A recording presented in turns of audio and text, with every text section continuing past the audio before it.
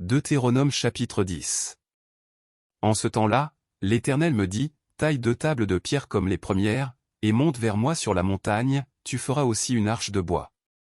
J'écrirai sur ces tables les paroles qui étaient sur les premières tables que tu as brisées, et tu les mettras dans l'arche.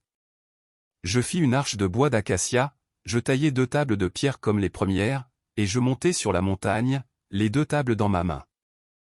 L'Éternel écrivit sur les tables ce qui avait été écrit sur les premières, les 10 paroles qu'il vous avait dites sur la montagne, du milieu du feu, le jour de l'assemblée, et l'Éternel me les donna. Je retournai et je descendis de la montagne, je mis les tables dans l'arche que j'avais faite, et elles restèrent là, comme l'Éternel me l'avait ordonné. Les enfants d'Israël partirent de Béroth Bené Jacan pour Moséra. C'est là que mourut Aaron, et qu'il fut enterré, Éléazar, son fils, lui succéda dans le sacerdoce. Ils partirent de là pour Gudgoda, et de Gudgoda pour Jotbata, pays où il y a des cours d'eau.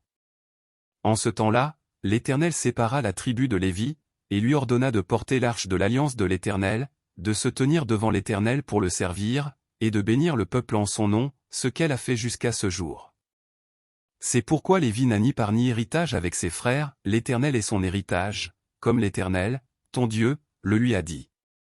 Je restai sur la montagne, comme précédemment, 40 jours et 40 nuits. L'Éternel m'exauça encore cette fois, l'Éternel ne voulut pas te détruire. L'Éternel me dit, lève-toi, va, marche à la tête du peuple. Qu'ils aillent prendre possession du pays que j'ai juré à leur père de leur donner. Maintenant, Israël, que demande de toi l'Éternel, ton Dieu, si ce n'est que tu craignes l'Éternel, ton Dieu, afin de marcher dans toutes ses voies, d'aimer et de servir l'Éternel, ton Dieu, de tout ton cœur et de toute ton âme. Si ce n'est que tu observes les commandements de l'Éternel et ses lois que je te prescris aujourd'hui, afin que tu sois heureux.